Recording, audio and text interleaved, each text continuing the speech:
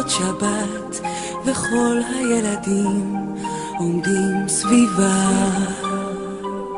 לפעמותים שולחים מבט שיש בו אור וחום ואהבה.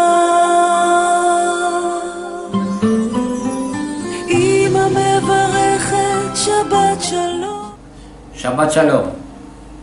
Nos reencontramos después de un receso de 2 semanas que, por razones ajenas a nuestra voluntad, una gripe muy fuerte, he debido suspender estas 2 entregas, pero Baruch Hashem ya nos encontramos caminando con las parashiot del libro de Bamidbar en estos relatos tan enriquecedores que nos permiten a nosotros comprender un poco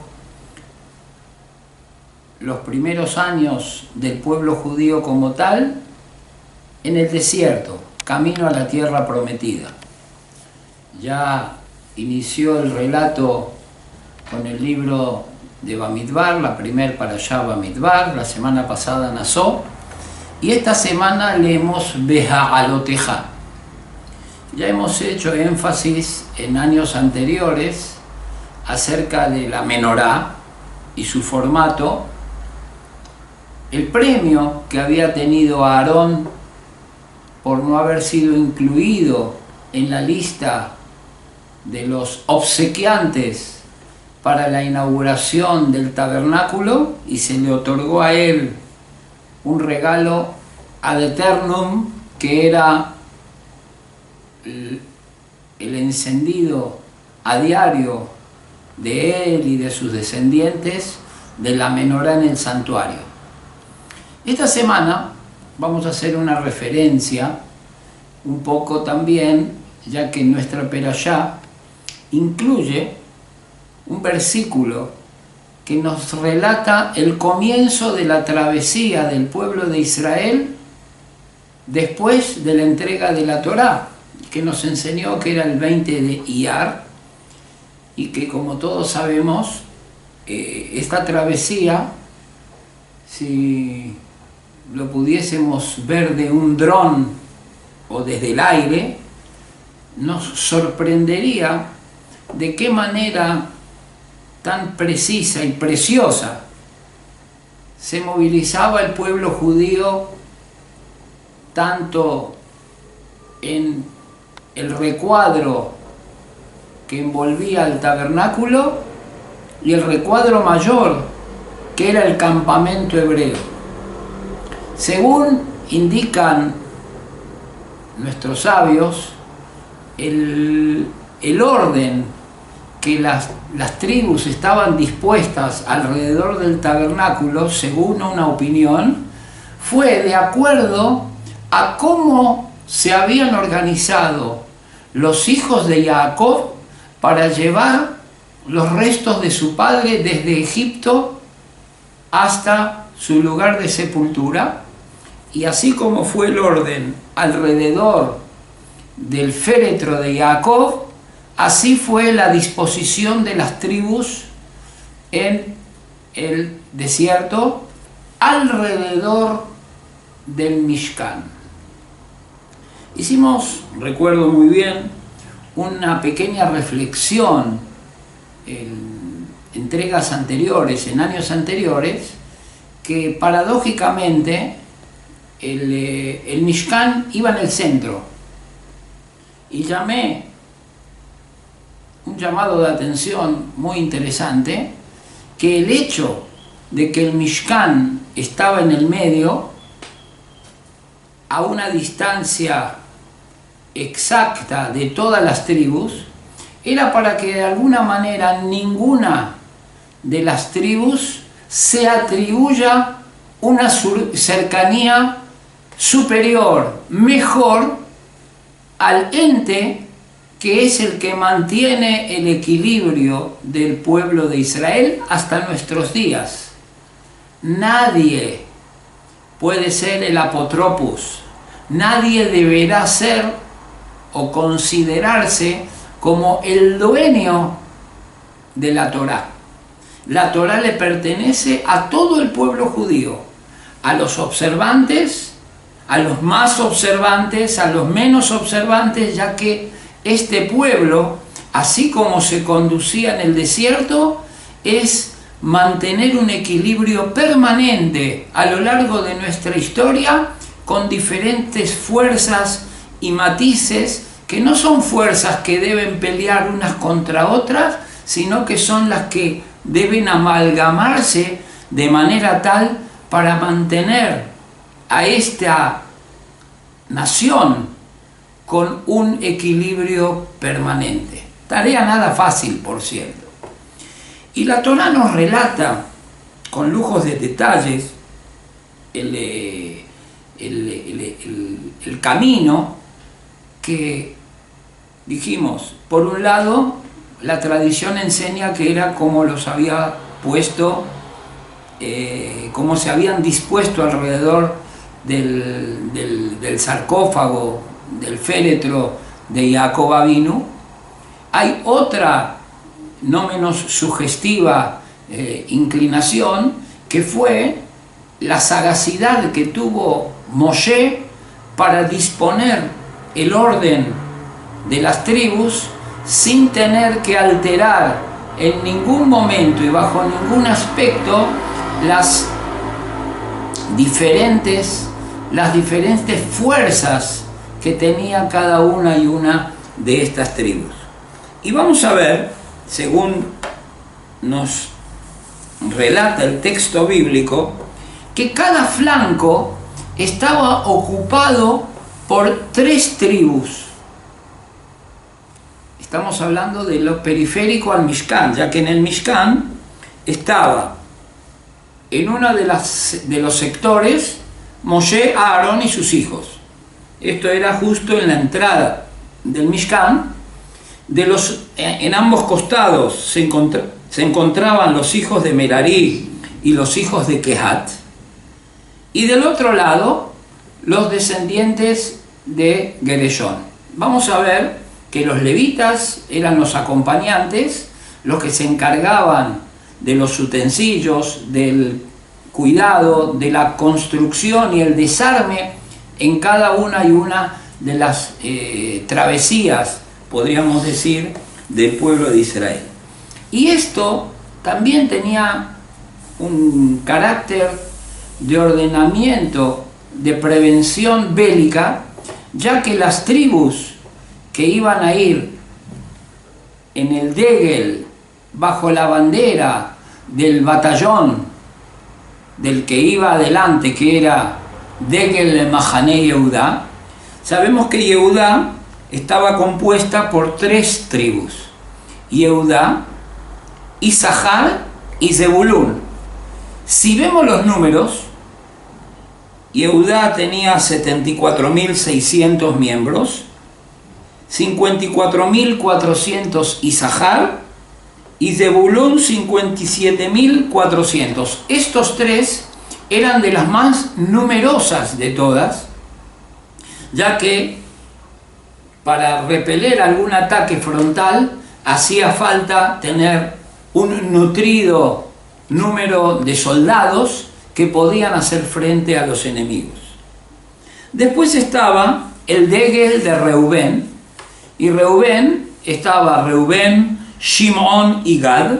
Reubén con 46.500, Shimón 59.300 y Gad con 45.650. Sabíamos que Reubén y Shimón, ambos eran los primogénitos. Reubén era el primogénito, Shimón era el segundo, y se le agregó también al primogénito de una de las concubinas que tenía Jacob, para no crear alteraciones en el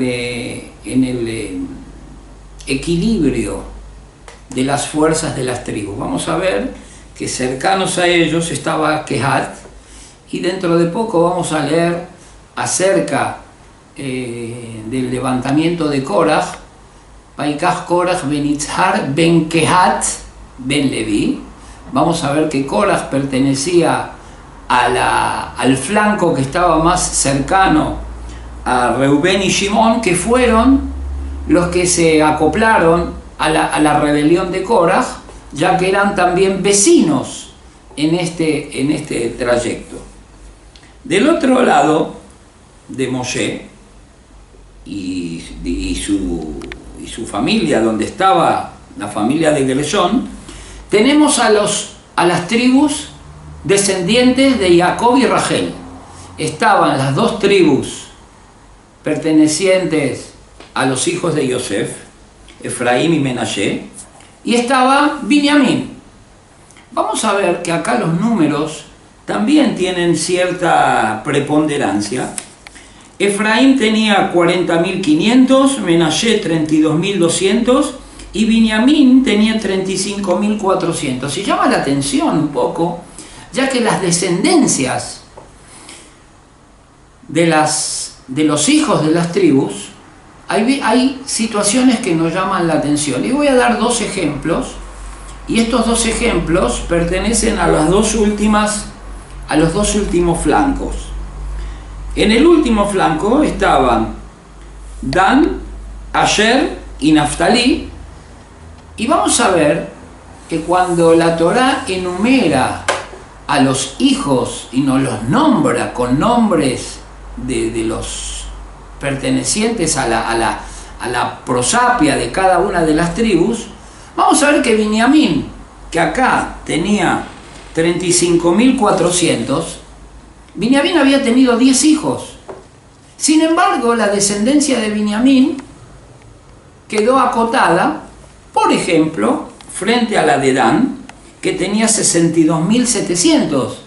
Pero llama mucho la atención que la Torá dice, Ubnei Dan Hushim. Dan había tenido un solo hijo. Aunque dice, y los hijos de Dan son Hushim, hay una discusión muy linda entre los mefarshim, porque dice, si dice los hijos, y Hushim aparentemente suena como un nombre en plural por la terminación gramatical de la palabra. Sin embargo, vamos a ver que fue mucho más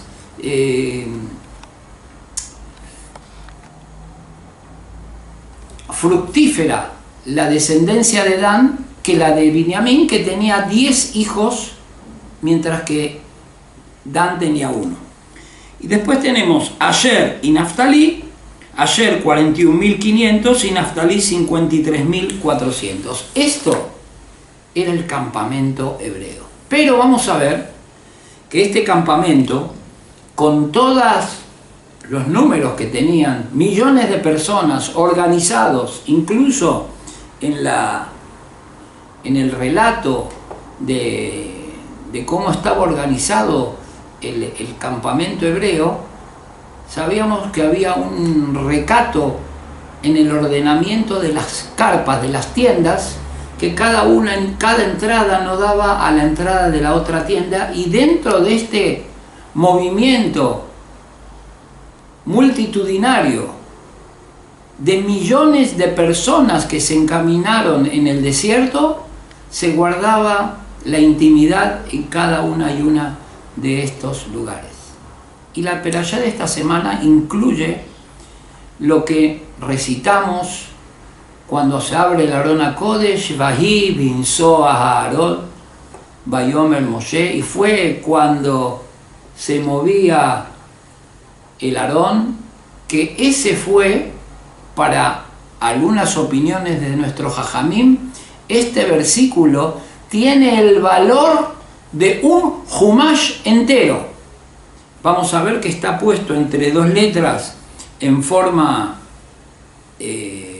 al revés, y le da una unidad temática que vuelve a sentenciar un poco la movilidad del campamento judío.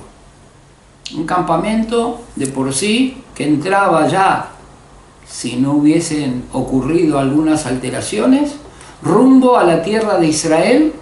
Y en ese momento Moshe le dice a su suegro Yitro, que era un entendido en las rutas de aquellos tiempos, quédate con nosotros. Y él dice, no, tengo que volver a mi pueblo. Y dice, pero Be'ahita lanu le'ainaim, que eras como nuestros ojos, eras como el GPS terrenal que nos acompaña en este recorrido, e incluso le prometió atribuirle una cierta parcela para el futuro de las tribus descendientes de Yitro, de su suegro, pero esto no ocurrió.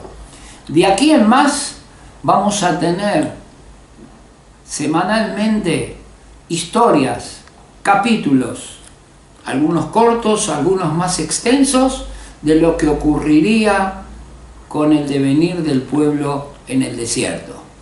Una travesía que para muchos continúa hasta nuestros días. Para otros, con el establecimiento del Estado de Israel, con la reunificación de Jerusalén y faltando engarzar el último eslabón, que es la reconstrucción total, es para ver con una visión muy optimista que ese recorrido de siglos en los diferentes desiertos de la historia y de las geografías, con nuestra generación, de alguna manera ha llegado a su fin. El pueblo judío, por fin, llegó a su tierra, y el compromiso de todos nosotros es que no salgamos nunca más a diferentes destierros. Que tengan todos Shabbat Shalom y una buena semana. אמא מדליקה נרות שבת, ושמש כבר נוטה לעבר ים. מעל ירד החושך עוד מעט, החור ישרה בבית לעולם. אמא מברכת שבת שלום, ואמא מתפללת שבת שלום. אמא מאחלת שבת שלום לכל המשפחה שלה. אמא מברכת שבת שלום, ואמא מתפללת שבת שלום. אמא מאחלת שבת שלום לכל המשפחה שלה. שבת שלום